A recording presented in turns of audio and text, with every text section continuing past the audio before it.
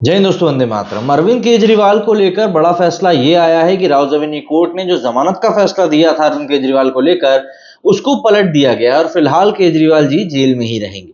ये सब तब हो रहा है जब आतिशी जी एक बहुत बड़ा अनशन कर रही थी, जिसके की तहत वो जल को लेकर सत्याग्रह कर रही थी कि भाई दिल्ली में पानी नहीं आ रहा है।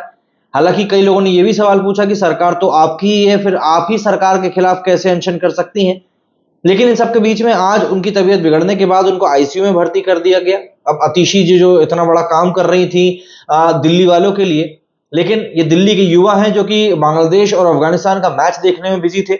उनको कोई मतलब नहीं था कि इतनी बड़ी महिला उनके लिए इतना बड़ा त्याग कर रही थी, और इसीलिए कहते हैं कि ये देश जो है आगे नहीं बढ़ पा रहा है।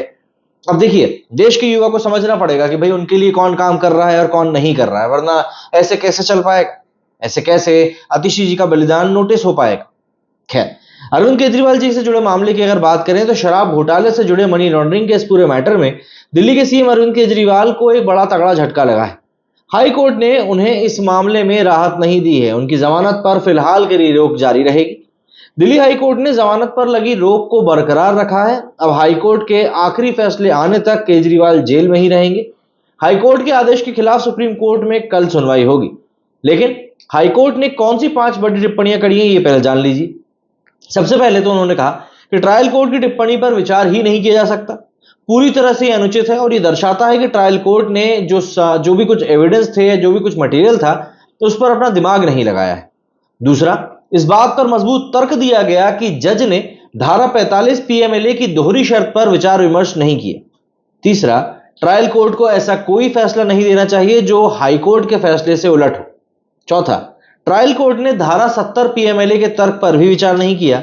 और पांचवा, कोर्ट का यह भी मानना है कि सुप्रीम कोर्ट ने केजरीवाल को लोकसभा के लिए जमानत दी थी। एक बार जब उनकी गिरफ्तारी को चुनौती देने वाली याचिका हाईकोर्ट से खारिज कर दी गई है, तो यह नहीं कहा जा सकता कि कानून का उल्लंघन करके उनकी व्यक्तिगत स्वतंत्रता पर अंकुश लगाया गया था। दरअसल इस याचिका में दिल्ली राउज एवेन्यू कोर्ट के आदेश को चुनौती दी गई थी। दिल्ली शराब घोटाले से जुड़े मनी लॉन्ड्रिंग केस में राउज एवेन्यू कोर्ट ने 20 जून को केजरीवाल को नियमित जमानत दे दी थी, और इसके अगले ही दिन ईडी ने इस फैसले का विरोध किया और हाईकोर्ट में फैसले के खिलाफ याचिका दाखिल कर दी। मामले की सुनवाई हुई और उसके बाद दिल्ली हाईकोर्ट ने केजरीवाल की जमानत पर रोक लगा दी। हाईकोर्ट ने कहा था कि मामले की सुनवाई होने तक ट्रायल कोर्ट के जमानत के आदेश पर फिलहाल के लिए रोक रहेगी। 21 जून को दोनों पक्षों की दलील को सुनने के बाद दिल्ली हाईकोर्ट ने अपना फैसला सुरक्षित रख लिया। हाईकोर्ट ने कहा था कि हम 2 या 3 दिन के लिए आदेश सुरक्षित रख रहे हैं।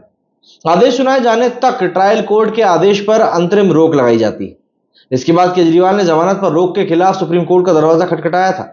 शीर्ष अदालत ने कहा था कि हाईकोर्ट के फैसले का इंतजार करें, हम 26 जून को इस मामले की सुनवाई करेंगे। हालांकि ईडी ने केजरीवाल को जमानत देने का विरोध किया है। दिल्ली हाईकोर्ट ने ईडी की ओर से 29 पेज का लिखित जवाब दाखिल किया गया। शराब घोटाले में केजरीवाल को जमानत देने का ईडी ने विरोध किया था। ईडी ने कहा कि निचली अदालत द्वारा केजरीवाल को दी गई जमानत गैर कानूनी। हाईकोर्ट ने जवाब दाखिल करते हुए ईडी ने हवाला ऑपरेटर्स, गोवा के आम आदमी पार्टी कार्यकर्ता के 13 बयान सबूत के तौर पर दिए। ईडी ने कहा कि निचली अदालत ने कोर्ट के समक्ष रखे गए सबूतों और तथ्यों को दरकिनार करते हुए फैसला दिया है। ईडी को पीएमएलए के सेक्शन 45 के मुताबिक अपना पक्ष रखने का मौका नहीं मिलना गैर कानूनी। वहीं अरविंद केजरीवाल ने दिल्ली हाई कोर्ट में जवाब दाखिल किया। ईडी के आरोपों पर अरविंद केजरीवाल ने जवाब दाखिल करते हुए कहा कि गोवा चुनाव में पैसा खर्च करने का ईडी के पास एक भी सबूत नहीं। सीएम केजरीवाल के खिलाफ ईडी प्रवर्तन निदेशालय के पास एक भी सबूत नहीं है, ये बात बोली गई। जमानत का लॉलीपॉप देकर के गवाहों से केजरीवाल के खिलाफ साजिश के तहत बयान दिलवाए गए हैं, ऐसा भी कहा गया।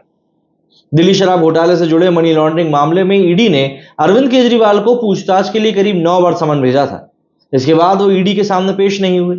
जांच एजेंसी के समक्ष पेश न होने और कोर्ट से राहत नहीं मिलने के बाद ईडी ने केजरीवाल को 21 मार्च को उनके घर से गिरफ्तार कर लिया था। 10 दिनों तक ईडी की हिरासत में रहने के बाद 1 अप्रैल को राउज एवेन्यू कोर्ट ने अरविंद केजरीवाल को तिहाड़ जेल भेज दिया था। अब ऐसे में सवाल ये उठता है कि आखिर ये मैटर है क्या। देखिए, दिल्ली की केजरीवाल सरकार ने 17 नवंबर 2021 को एक्साइज पॉलिसी 2021-22 को लागू किया था। नई पॉलिसी के तहत शराब कारोबार से सरकार बाहर आ गई और पूरी दुकानें थी वो निजी हाथों में चली गई। दिल्ली सरकार का दावा था कि नई शराब नीति से माफिया राज खत्म होगा और शराब के रेवेन्यू में बढ़ोतरी होगी। हालांकि ये नीति शुरू से ही विवादों में रही और जब बवाल ज्यादा बढ़ गया तो 28 जुलाई 2022 को सरकार ने इसे रद्द भी कर दिया। कथित शराब घोटाले का खुलासा 8 जुलाई 2022 को दिल्ली के तत्कालीन मुख्य सचिव नरेश कुमार की रिपोर्ट से हुआ था। इस रिपोर्ट में उन्होंने मनीष सिसोदिया समेत आम आदमी पार्टी के कई बड़े नेताओं पर गंभीर आरोप लगाए थे। दिल्ली के एलजी सक्सेना ने सीबीआई जांच की सिफारिश भी करी थी और इसके बाद सीबीआई ने 17 अगस्त 2022 को केस दर्ज किया था। इसमें पैसों की हेराफेरी का आरोप भी लगा था, इसीलिए मनी लॉन्ड्रिंग की जांच के लिए ईडी ने भी केस दर्ज किया था। मुख्य सचिव ने अपनी रिपोर्ट में मनीष सिसोदिया पर गलत तरीके से शराब नीति तैयार करने का आरोप लगाया था। मनीष सिसोदिया के पास आबकारी विभाग भी था, तो ऐसे में आरोप लगाया गया था कि नई नीति के जरिए लाइसेंसधारी शराब कारोबारियों को गलत तरीके से प्रॉफिट देने का एक बहुत बड़ा यहां पर कांड हुआ है। देखिए, शराब नीति का जो ये पूरा मामला है कहीं ना कहीं काफी ज्यादा लंबा बढ़ता जा रहा है और आम आदमी पार्टी के लिए यहाँ पर बहुत हद तक दिक्कतें पेश आती जा रही हैं। जो भी हो, अभी यहाँ पर कोर्ट में फैसला लंबित है, कोर्ट में सुनवाई होगी कल और उसके बाद पता चलेगा कि अरविंद केजरीवाल जी को जमानत मिलती है या नहीं। लेकिन जब तक की बात ये पूरी नहीं हो जाती, फैसला नहीं आ जाता, तब तक के लिए केजरीवाल जी फिलहाल जेल में ही रहेंगे। और हाँ, आतिशी जी जल के लिए जो कुछ कर रही है भाई, उसके लिए मेरी बहुत बहुत बधाई। उन्होंने बहुत बड़ा काम किया है और मेरी अपील है इस देश के युवा से कि भाई, जब कोई इतनी बड़ी नेता आपके लिए इतना कुछ कर रही है, इतने जतन कर रही है, तो फिर आपका भी कर्तव्य बनता है कि आप भी भारत अफगानिस्तान या बांग्लादेश के जो मैचेस हैं उनको छोड़कर बाहर निकले, सड़कों पर आए और जल को लेकर इतना बड़ा सत्याग्रह जो चल रहा है उसका हिस्सा बने। मेरे स्टूडियो फिलहाल इतना ही। जय हिंद, जय भारत।